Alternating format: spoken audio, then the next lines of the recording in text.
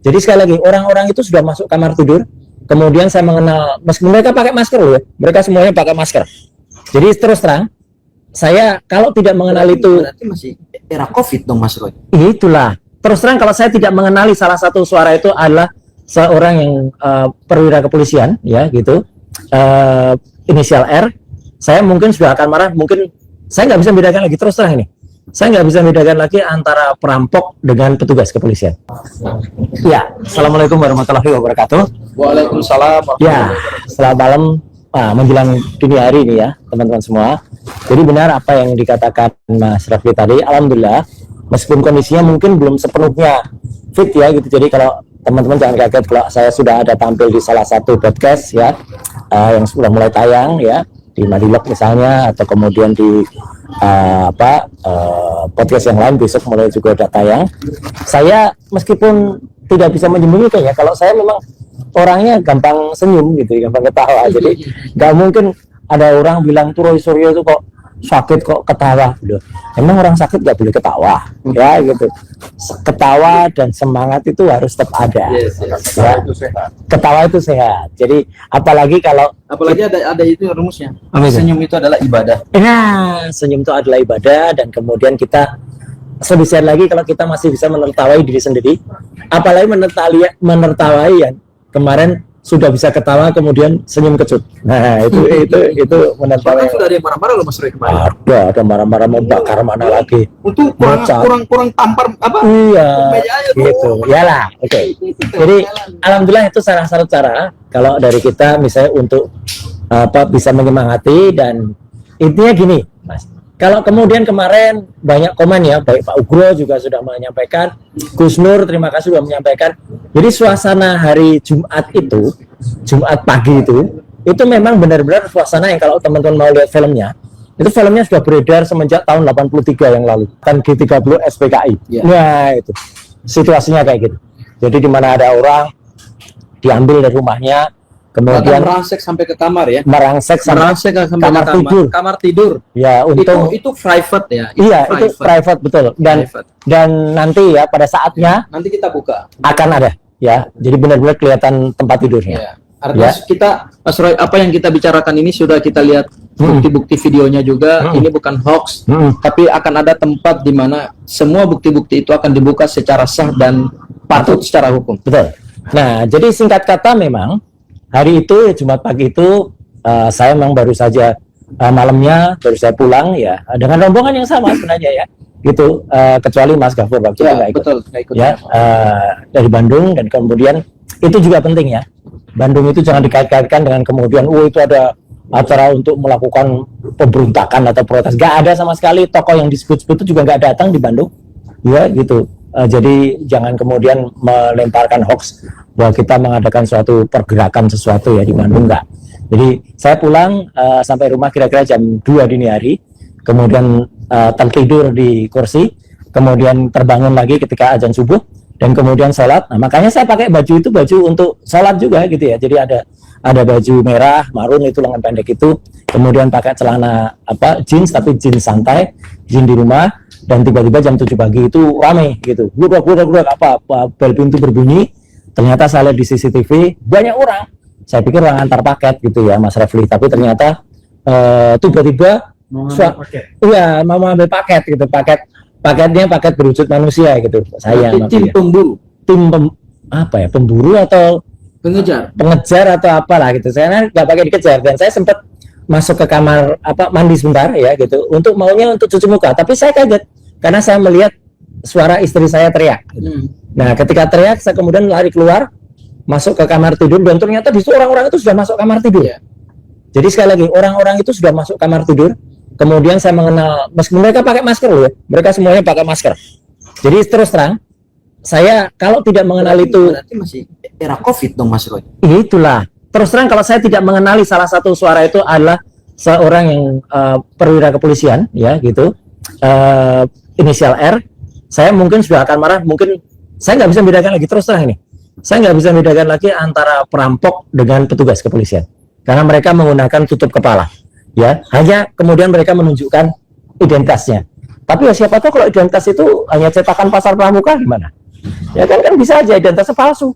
Kayak ada seseorang termol yang pakai identitas, tapi sebenarnya gini Mas Roy, avokat palsu itu juga ada tuh identitasnya. Ini menarik Mas Roy. Biar gamblang ya. Saya bertanya nih biar gamblang. Kalau penangkapan secara resmi, penangkapan itu kan perintah undang-undang. Ya, harus menggunakan sarana yang patut dan layak kan. Yang dibawa itu satu surat perintah penangkapan. Ya. Kedua surat tugas. Surat perintah penangkapan, surat tugas. Dan ketiga surat izin masuk rumah orang yang kita sebut itu surat penggeledahan. Ya. Begitu mereka masuk, mereka ketuk pintu kan? Ya. Assalamualaikum. Ya. Nih yang punya rumah siapa? Ya. Izin. Kami dari aparat sekian. Ya. Sudah membawa surat perintah kepada Bapak. Ya. Ini surat perintahnya. Ya. Ini surat tugas kami. Ya. Kemudian ini identitas kami. Ya. Hari ini kami mau membawa Bapak, misalnya ini kita bicara negara hukum. Iya. Kami mau membawa Bapak ke Polda. Mohon Bapak siap-siap izin, siapkan pakaian yang semua pakai. Kemudian kalau Bapak mau minum teh, silakan dulu minum teh. Nanti kemudian setelah mau kamar kecil, mau ganti baju, monggo silakan, mau cuci muka, mau beres-beres, monggo silakan. Kemudian kalau selesai, bahkan kalau di Amerika Mas Roy, ini di Amerika nih, negara yang sangat demokratis dalam penegakan hukum, itu mereka harus mengizinkan seseorang yang mau ditangkap itu silakan hubungi dulu lawyernya. Kalau lawyernya belum bisa datang hari ini, kemudian nanti kami tunggu di kantor.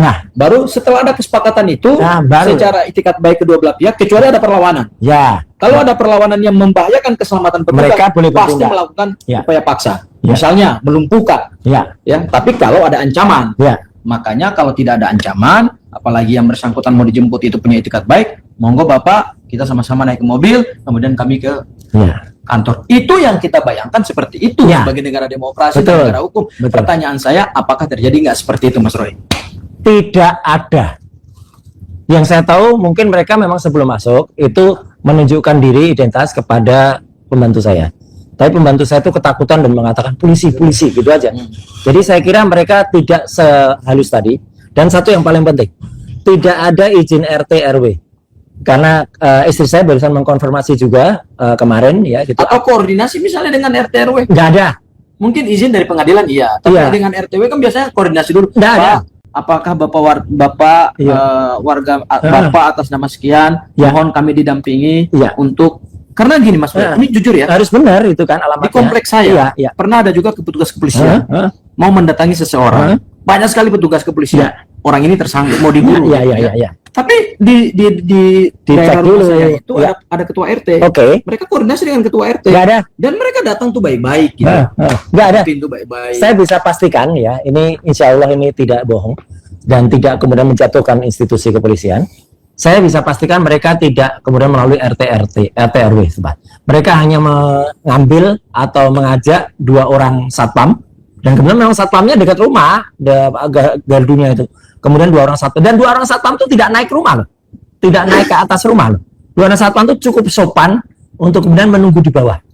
Ya, jadi yang naik hanya sekitar 7 orang itu. Satu lagi Mas Roy, mohon maaf nih. Saya mau menggambarkan yang begitu mereka datang, mereka minta izin dong. Bapak, Ibu, mohon maaf, kami hari ini tugas ini. Kan nggak boleh naik sampai ke kamar orang. Itulah kecuali memburu orang yang sedang dikejar. Itu berbeda. Atau orang itu melakukan perlawanan, kabur ke atas, dikejar. Mau ngabur gimana? Mau kamar saya di atas? Berarti mereka langsung merangsek ke atas. Saya kagetnya itu terus terang ini fakta, dan itu akan ada di CCTV. Saya lihat CCTV dari bawah, mereka minta dibuka ya, karena ngebel pintu tuh ngebel itu tidak putus-putus.